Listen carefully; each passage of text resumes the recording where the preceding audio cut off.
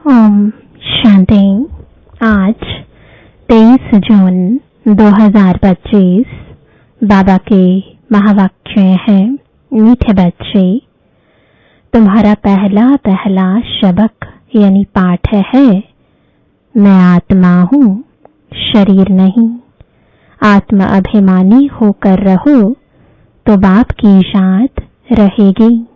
प्रश्न है, तुम बच्चों के पास कौन सा गुप्त खजाना है जो मनुष्यों के पास नहीं है? उत्तर है, तुम्हें भगवान बाप पढ़ाते हैं। उस पढ़ाई की खुशी का गुप्त खजाना तुम्हारे पास है। तुम जानते हो, हम जो पढ़ रहे हैं भविष्य अमरलोक के लिए, न कि इस मृत्यु लोक के लिए।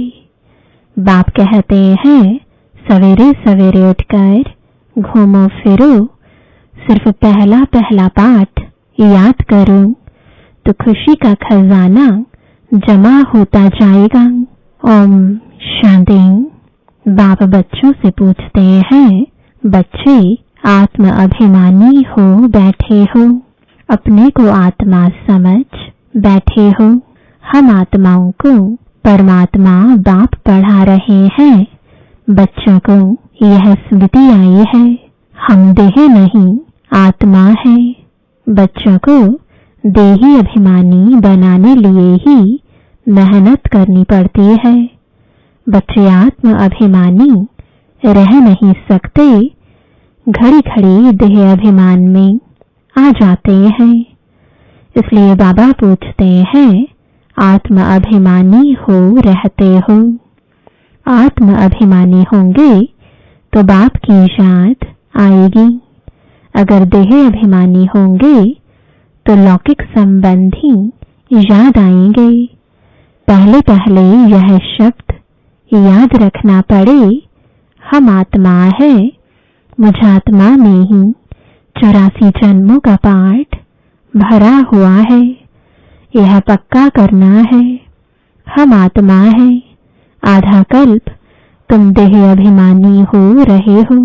अभी सिर्फ संगम युग पर ही बच्चों को आत्म अभिमानी बनाया जाता है। अपने को देह समझने से बाप याद नहीं आएगा। इसलिए पहले यह सबक यानी पाठ पक्का कर लो। हम आत्मा बेहद बाप के बच्चे हैं। देह के बाप को याद करना कभी सिखलाया नहीं जाता है। अब बाप कहते हैं, मुझे पारलौकिक बाप को याद करो, आत्म अभिमानी बनो। देह अभिमानी बनने से देह के संबंध याद आएंगे। अपने को आत्मा समझ और बाप को याद करो, यही मेहनत है। यह कौन समझा रहे हैं? हम आत्माओं का बाप, जिनको सब याद करते हैं। बाबा आओ, आकर इस दुख से लिबरेट करो। बच्चे जानते हैं, इस पढ़ाई से हम भविष्य के लिए उच्च पद पाते हैं। अभी तुम पुरुषोत्तम संगम युग पर हो। इस मृत्यु लोक में अब बिल्कुल रहना नहीं है। यह हमारी पढ़ाई है ही। भविष्य 21 जन्म लिए हम सतयुग अमर लोक के लिए पढ़ रहे हैं। अमर बाबा हमको ज्ञान सुना रहे हैं। तो यहाँ जब बैठते हो, पहले अपने को आत्मा समझ बाप की याद में रहना है, तो विकर्म विनाश होंगे। हम अभी संगम युग पर हैं। बाबा हमको पुरुषोत्तम बना रहे हैं। कहते हैं, मुझे याद करो तो तुम पुरुषोत्तम बन जाएंगे। मैं आया हूँ मनुष्य से देवता बनाने। सतयुग में तुम देवता थे। अभी जानते हो कैसे सीढ़ी उतरे हैं। हमारी आत्मा में 84 जन्मों का पाठ नोंधा हुआ है। दुनिया में कोई नहीं जानते, वह भक्ति मार्ग अलग है, यह ज्ञान मार्ग अलग है। जिन आत्माओं को बाप पढ़ाते हैं वह जाने और न जाने कोई। यह है गुप्त खजाना भविष्य के लिए। तुम पढ़ते ही हो अमर लोक के लिए, न कि इस मृत्यु लोक के लिए। अब बाप कहते हैं सवेरे उठकर घूमो फिरो, पहला पहला सबक यह याद करो कि हम आत्मा है न कि शरीर। हमारा रूहानी बाबा हमको पढ़ाते हैं। यह दुख की दुनिया अब बदलनी है। सतयुग है सुख की दुनिया, बुद्धि में सारा ज्ञान है। यह है रूहानी स्पिरिचुअल नॉलेज। बाप ज्ञान का सागर स्पिरिचुअल फादर है। वह है देही का बाप। बाकी तो सभी देह के संबंधी हैं। अब देह के संबंध तोड़ एक से जोड़ना है। गाते भी हैं मेरा तो एक दूसरा न कोई।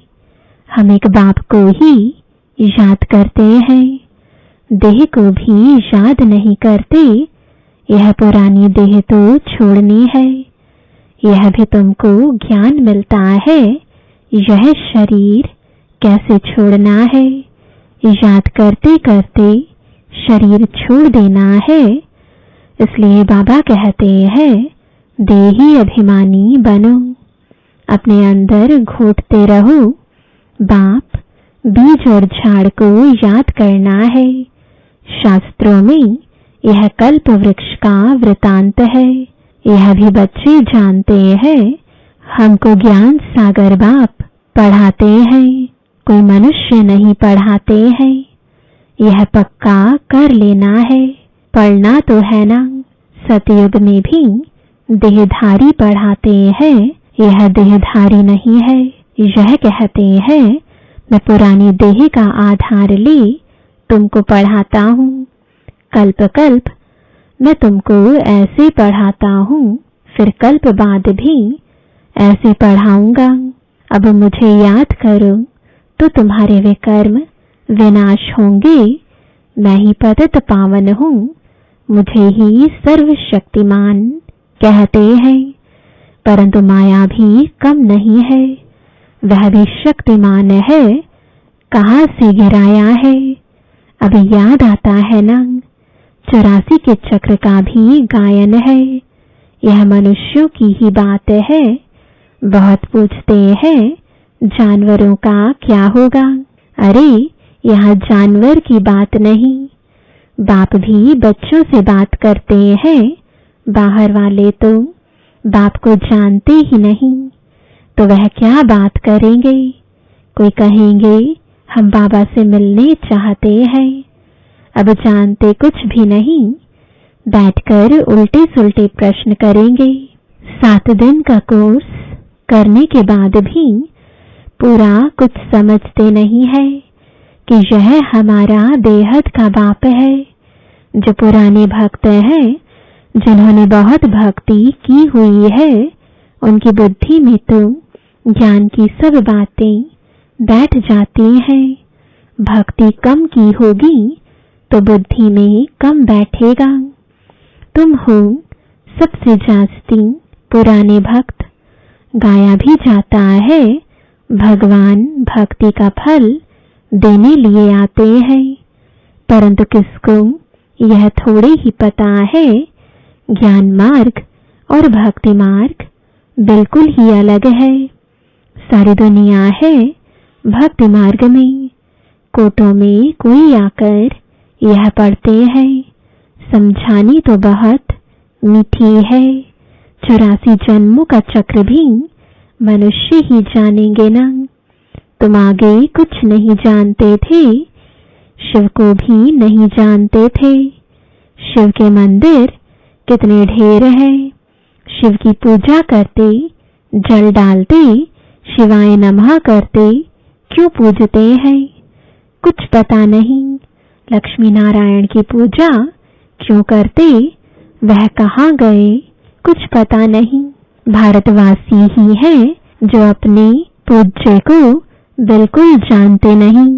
कृष्ण जानते हैं क्राइस्ट फलाने संवत में आया, आकर स्थापना की। शिव बाबा को कोई भी नहीं जानते। पतित पावन भी शिव को ही कहते हैं। वही ऊंच ते ऊंच है ना, उनकी सबसे जास्ती सेवा करते हैं। सर्व का सदगति दाता है। तुमको देखो कैसे पढ़ाते हैं। बाप को बुलाते भी हैं कि आकर पावन बनाओ। मंदिर में कितनी पूजा करते हैं, कितनी धूमधाम, कितना खर्चा करते हैं। श्रीनाथ के मंदिर में, जगन्नाथ के मंदिर में जाकर देखो, है तो एक ही। जगन्नाथ यानी जगतनाथ के पास चावल का हांडा चढ़ाते हैं। श्रीनाथ पर तो बहुत माल बनाते हैं। फर्क क्यों होता है? कारण चाहिए ना। श्रीनाथ को भी काला, जगन्नाथ को भी काला कर देते हैं।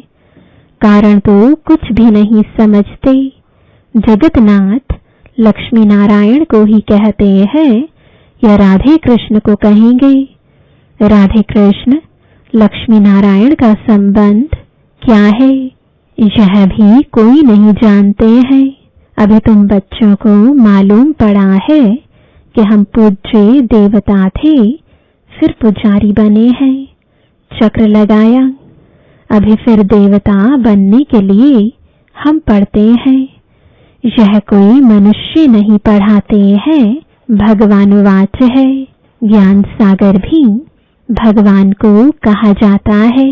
यहाँ तो भक्ति के सागर बहुत है। जो पतित पावन ज्ञान सागर बाप को याद करते हैं। तुम पतित बने, फिर पावन जरूर बनना है। यह है ही पतित दुनिया, यह स्वर्ग नहीं है। बैकुंठ कहाँ है, यह किसको पता नहीं है। कहते हैं बैकुंठ गया, तो फिर नर्क का भोजन आदि तुम उनको क्यों खिलाते हो? सतयुग में तो बहुत ही फल फूल आदि होते हैं। यहाँ क्या है? यह है नर्क। अभी तुम जानते हो, बाबा द्वारा हम स्वर्गवासी बनने का पुरुषार्थ कर रहे हैं। पतित से पावन बनना है। बाप ने युक्ति तो बताई है, कल्प कल्प बाप भी युक्ति बतलाते हैं। मुझे याद करो तो विकर्म विनाश होंगे। अभी तुम जानते हो हम पुरुषोत्तम संगम युग पर हैं। तुम ही कहते हो बाबा हम 5000 वर्ष पहले यह बने थे। तुम ही जानते हो कल्प कल्प यह अमर कथा बाबा से सुनते हैं। बाबा ही अमरनाथ है। बाकी ऐसे नहीं कि पार्वती को बैठ कथा सुनाते हैं। वह है भक्ति। ज्ञान और भक्ति को तुमने समझा है। ब्राह्मणों का दिन और फिर ब्राह्मणों की रात। बाप समझाते हैं तुम ब्राह्मण हो ना। आदिदेव भी ब्राह्मण ही था, देवता नहीं कहेंगे। आदिदेव के पास भी जाते हैं। देवियों के भी कितने नाम है। तुमने सर्विस की है तब तुम्हारा गायन है। भारत जो वाइसलेस था वह फिर विशियस बन जाता है। अभी रावण राज्य है ना। संगम युग पर तुम बच्चे अभी पुरुषोत्तम बनते हो। तुम्हारे पर बृहस्पति की दशा अविनाशी बैठती है। तब तुम अमरपुरी के मालिक बन जाते हो। बाप तुम ही पढ़ा रहे हैं।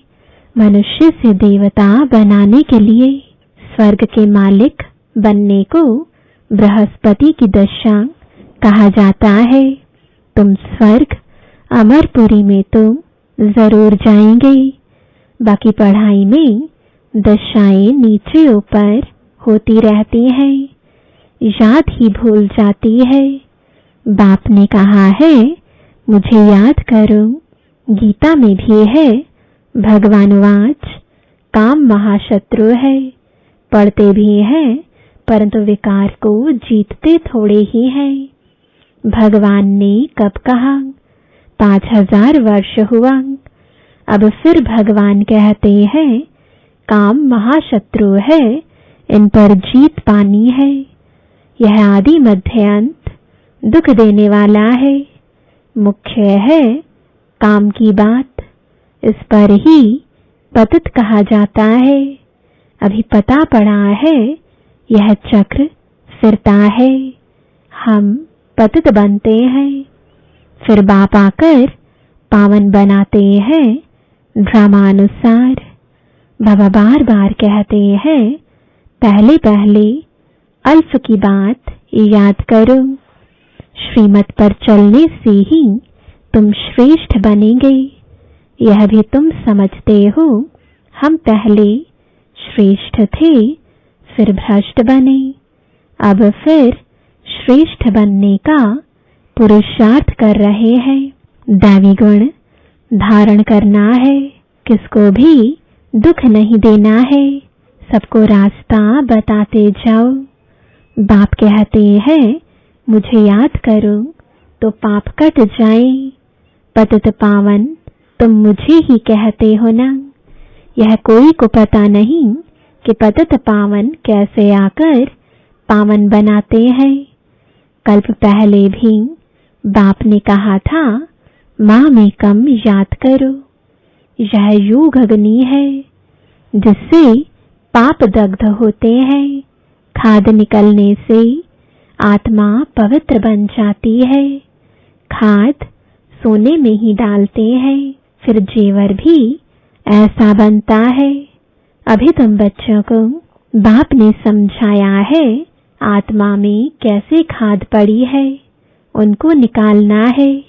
बाप का भी ड्रामा में पार्ट है जो तुम बच्चों को आकर देही अभिमानी बनाते हैं। पवित्र भी बनना है।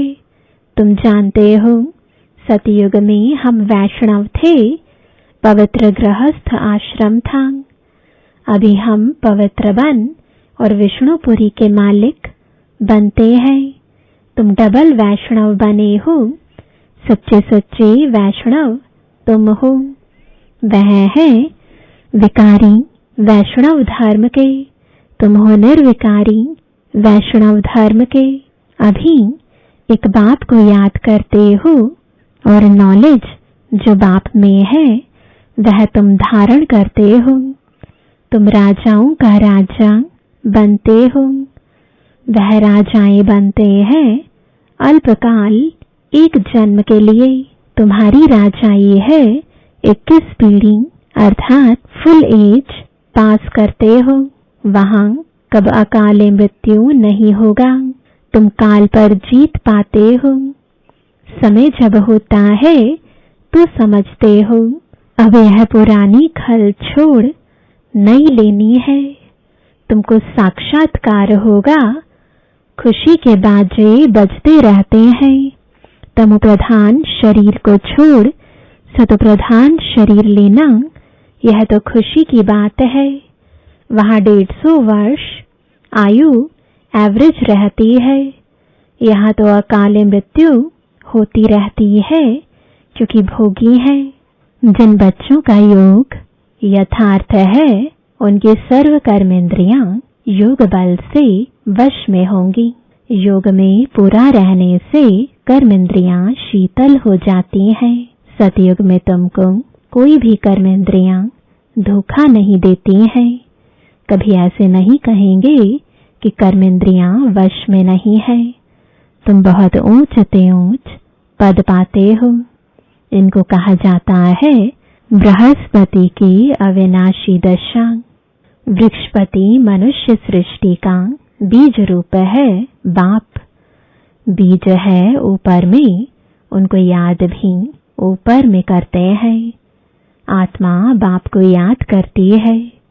तुम बच्चे जानते हो बेहद का बाप हमको पढ़ाते हैं। वह आते ही एक बार है अमर कथा सुनाने। अमर कथा कहो, सत्यनारायण की कथा कहो, उस कथा का भी अर्थ नहीं समझते हैं। सत्यनारायण की कथा से नर से नारायण बनते हैं। अमर कथा से तुम अमर बनते हो। बाबा हर एक बात क्लियर कर समझाते हैं। अच्छा, मीठे मीठे सिकिलदे बच्चों प्रति माता पिता बाप दादा का याद प्यार और गुड मॉर्निंग। रूहानी बाप की रूहानी बच्चों को नमस्ते। रूहानी बच्चों की रूहानी बाप दादा को गुड मॉर्निंग और नमस्ते। धारणा के लिए मुख्य सार है, पहला, योग बल से अपनी सर्व कर्मेंद्रियों को वश में करना है। एक वृक्षपति बाप की याद में रहना है। सच्चा वैष्णव अर्थात पवित्र बनना है। दूसरा, सवेरे उठकर पहला पाठ पक्का करना है कि मैं आत्मा हूँ, शरीर नहीं। हमारा रूहानी बाबा हमको पढ़ाते हैं, यह दुख की दुनिया अब बदलनी है। ऐसे बुद्धि में सारा ज्ञान सिमरण होता रहे। वरदान है, हर खजाने को कार्य में लगाकर पद्मों की कमाई जमा करने वाले पद्मा पदम भाग्यशाली भव। हर सेकंड पद्मों की कमाई जमा करने का वरदान ड्रामा में संगम के समय को मिला हुआ है। ऐसे वरदान को स्वयं प्रति जमा करो और औरों के प्रति दान करो। ऐसे ही संकल्प के खजाने को, ज्ञान के खजाने को, स्थूल धन रूपी खजाने को कार्य में लगाकर पद्मों की कमाई जमा करो, क्योंकि इस समय स्थूल धन भी ईश्वर अर्थ समर्पण करने से एक नया पैसा एक रत्न समान वैल्यू का हो जाता है। तो इन सर्व खजानों को स्वयं के प्रति व सेवा के प्रति कार्य में लगाओ तो पद्मा पदम भाग्यशाली बन जाएंगे। स्लोगन है, जहाँ दिल का स्नेह है वहाँ सबका सहयोग सहज प्राप्त होता है। आज का अव्यक्त इशारा, आत्मिक स्थिति में रहने का अभ्यास करो, अंतर्मुखी बनो। अब ऐसे ट्रांसपेरेंट यानी पारदर्शी हो जाओ जो आपके शरीर के अंदर आत्मा विराजमान है वह स्पष्ट सभी को दिखाई दे। आपका आत्मिक स्वरूप उन्हों को अपने आत्मिक स्वरूप का साक्षात्कार कराए। इसको ही कहते हैं अव्यक्त व आत्मिक स्थिति का अनुभव कराना। ओम शांति।